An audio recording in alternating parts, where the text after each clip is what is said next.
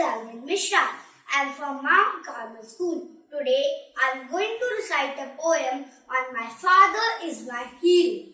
My papa is my best friend and I will help on me his hand.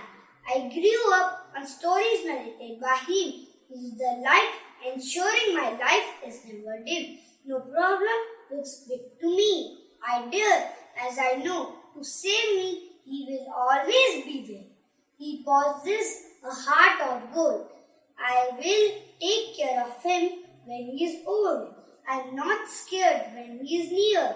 As he shoots away all my fear, he gets me whatever I want. Also explains if I can't. I know to help me he will never go out of his way because he can mold me correctly. I am just a clay.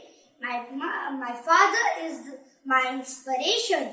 He is the best in this whole nation. Thank you.